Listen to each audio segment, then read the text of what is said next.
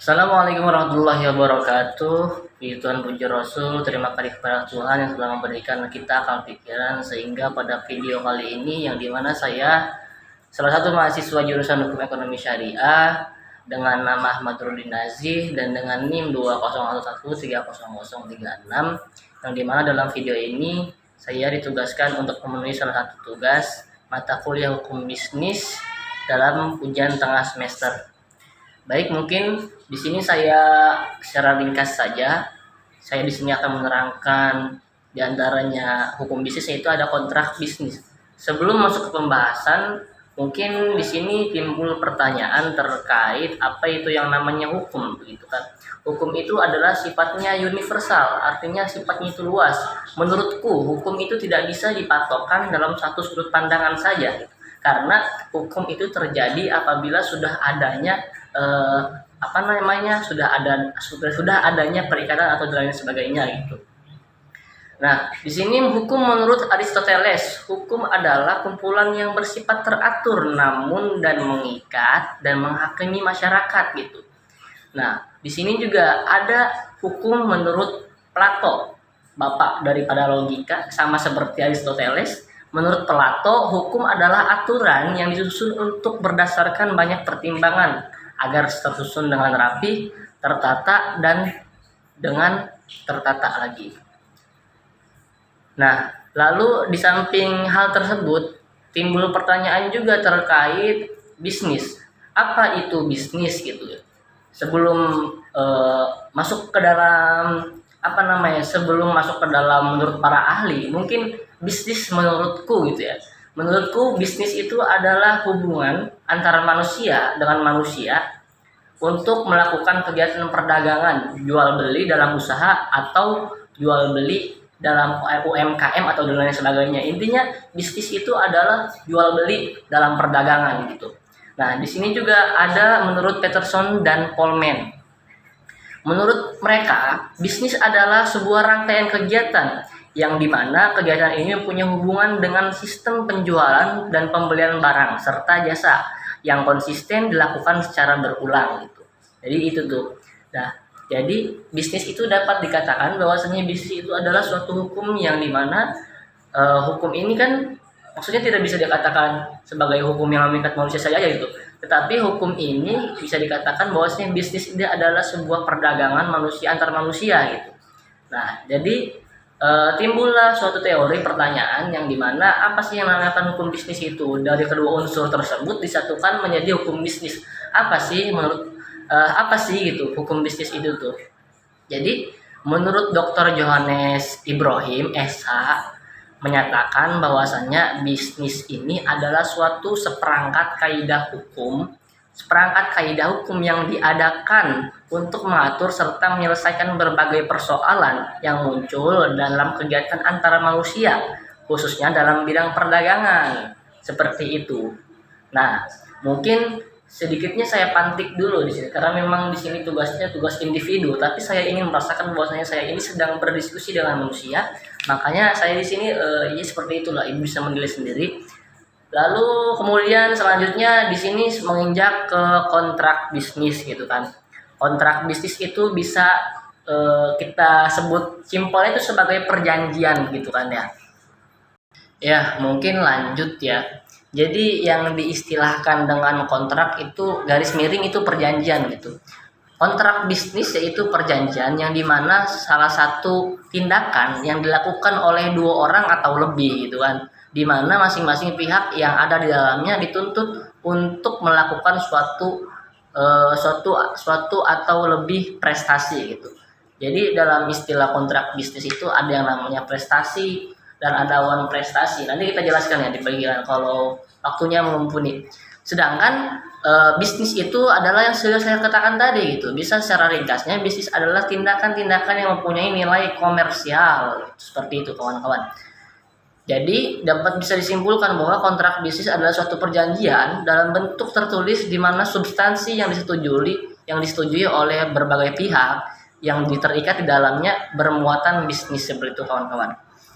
Nah, kontrak bisnis juga di dalamnya itu banyak tertata, teratur, yang dimana kontrak bisnis itu memiliki suatu bentuk-bentuk dalam kontrak bisnis. Bentuk-bentuk itu apa saja sih gitu lah. Bentuk-bentuk diantaranya ini terdapat bentuk tertulis, yang dimana kontrak bisnis ini di bawah tangan dimana para pihak menandatangani sebuah kontrak bisnis di atas materai. Itu sebagai bentuk tertulis gitu.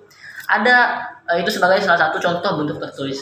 Nah, di samping ada bentuk tertulis, di samping itu pula ada yang namanya kontrak tidak tertulis atau dinyatakan dalam suatu lisan gitu, omongan gitu.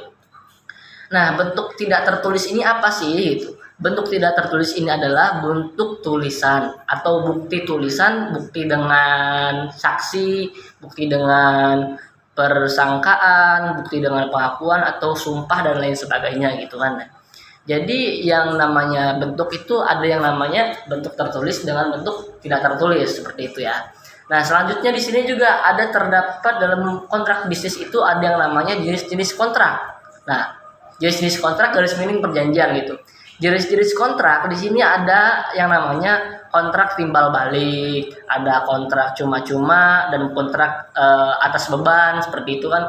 Ada kontrak yang bernama apalah dalam kata lain Inggris itu saya tidak mengetahui, mohon maaf ya Ibu ya. Jadi di sini ada kontrak campuran dan lain sebagainya. Jadi jenis-jenis kontrak bisnis ini ada banyak gitu, tidak hanya satu, tetapi banyak sekali kontrak-kontrak bisnis yang dikemukakan oleh para ahli pada waktu itu, yang mungkin pada saat itu saya belum lahir gitu kan. Nah, ada di sini juga ada subjek kontrak. Subjek kontrak itu artinya subjeknya itu ditujukan kepada siapa gitu. Nah, para pihak subjeknya di sini ditujukan untuk para pihak yang mengadakan kontrak itu sendiri gitu.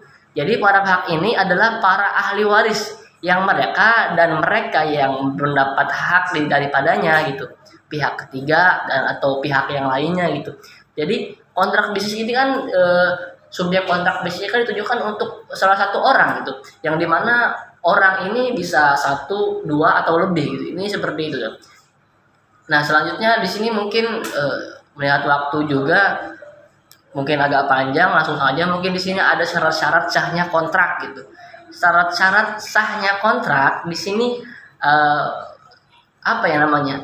Yang namanya perjanjian itu kan ada salah satunya ijab qabul mungkin lah. Kalau kita bahasa jelasnya ijab qabul gitu. Syarat sahnya kontrak itu yang pertama ada yang mau sepakat untuk mengikat diri atau berkomitmen antara misalkan kalau kita penjual, saya penjual, misalkan Anda pembeli itu, saya dengan Anda berkomitmen untuk berkomitmen untuk saling mempercayai gitu. Jangan sampai ketika kita sudah berkomitmen tapi malah adanya dalam istilah kontrak bisnis itu ada one prestasi, mungkin seperti itu. Yang kedua, mungkin ada yang namanya cakap untuk membuat suatu perikatan gitu.